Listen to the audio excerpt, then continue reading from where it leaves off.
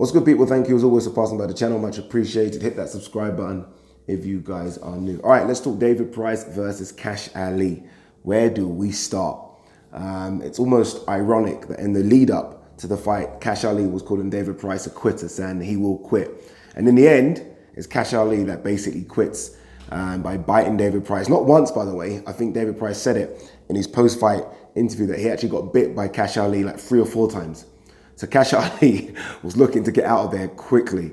It's strange though, I will say this, and this is not in defense of Kash Ali, but a lot of people are saying that he should be thrown out of boxing, remove his license, we never want to see him in a ring again. I wonder how many of those people were saying the same thing when Mike Tyson took a chunk out of Evander Holyfield's ear. Again, 2 wrongs don't make a right, but I do wonder how many people said Mike Tyson should be thrown away and never be seen in a boxing ring again.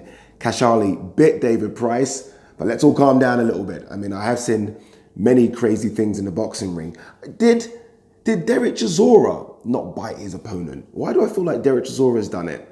Was it either Derek Chisora or his opponent? I think he was fighting a guy called Barker or Baker, and I'm sure Chisora either bit or got bitten. I'm more likely to think that Chisora bit.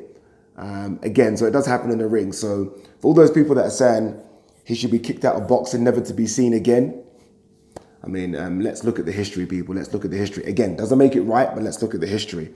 I almost feel like the story now will be about Kash Ali biting when I want to focus more on the performance of David Price. I feel like it wasn't a great performance, but we're not going to speak about that because of what Kash Ali done, right? I feel like David Price probably would have gone on to get him out of there. So David Price would be upset about how the fight ended. Because I think, and I said this on my pre-fight video, David Price needed a stoppage or a knockout, especially if he wants to potentially get the winner of Lucas Browne, Dave Allen. He didn't get that. So now I wonder if he'll even get that. Ringside, Dave Allen was talking about the prospect of fighting Derek Chisora. So Dave Allen's already looking way past David Price. And I feel like David Price's performance in the lead up to the stoppage or the disqualification wasn't that great. Again, it was stiff, robotic.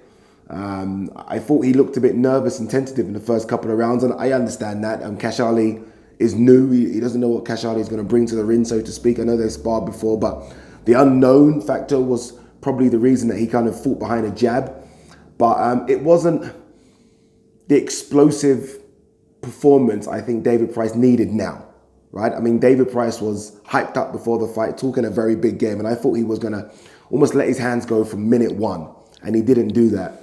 So it is difficult to criticize because he did have an opponent in Kash Ali that it wasn't exactly trying to fight back, but I expected a bit better from David Price. But no one's going to talk about that. We're all going to talk about this Kash Ali disqualification. For Kash Ali, it's just so fucking disappointing, isn't it? I mean, you talk a good game. I hate when these fighters do this shit. They talk, get in the ring and then freeze. And that's basically what he did. He got in the ring and he didn't know what he was doing. I mean, this kid was biting David Price from round 2. I mean, he was trying to bite David Price. So from round 2 onwards, he was like, fuck this, I have to get out of here. And that's disappointing, especially when he was given the big one beforehand. And I don't mind that. I don't mind people hyping themselves up. I think you should hype yourself up. But if you are going to do that, you need to deliver. You need to do something. And he did nothing. He did nothing. I wonder if we will see him in a boxing ring again. Not because he's going to get his license revoked, and he probably will get it sort of revoked for about a year, but I wonder if after that year we'll see him again. I mean, this looked bad on him. I mean, it's all well and good doing something like that in the small hall shows where no one sees it and no one talks about it, no one tweets about it. To do it on the big stage, and it was a big stage. I mean, a lot of people were tuning in yesterday on Sky Sports. To do it on the big stage, to do it when thousands, if not millions in terms of streamers are watching you, not a good look, not a good look. He did do an interview with IFL TV after. I've not listened to what he said, but there are no excuses for doing that. That is quitting. There's no 2 ways about it. That's quitting. And that's what Mike Tyson did. Mike Tyson did it against Evander Holyfield, not because he was frustrated, because, again, he quit as well. So Kash Ali quit yesterday after calling someone a quitter. I mean, again, how ironic. What do you guys think of David Price's performance? Am I, again, being too harsh?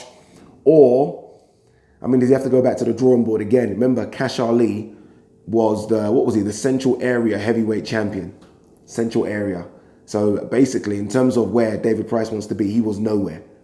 And I didn't think he looked great before the stoppage against a central area heavyweight champion. Yes, he landed a couple of big shots, but I expected him to blow Kash Ali out of there, and he didn't do that. So I do wonder, based on that performance and the way the fight ended, what are they going to do next with David Price? Daniel Dubois versus Joe Joyce has been ordered for the British heavyweight title. I don't think Joe Joyce is going to take the fight just because I think he wants to fight higher. I do wonder if that's a fight that can be made. Daniel Dubois versus David Price, a risky fight for both, but if it is for the British heavyweight title, that's the kind of trajectory David Price needs to be on. I don't think he should think of anything higher than that. I mean, you can't go from Tom Little to Kash Ali to European level. I think someone like Daniel Dubois, who is British level, or even Nathan Gorman, are good fights for him. But I don't know if that's the kind of fight he wants now at this stage of his career. Fights that are basically risk-reward is poor. Whereas Kash Ali, I think he expected to destroy.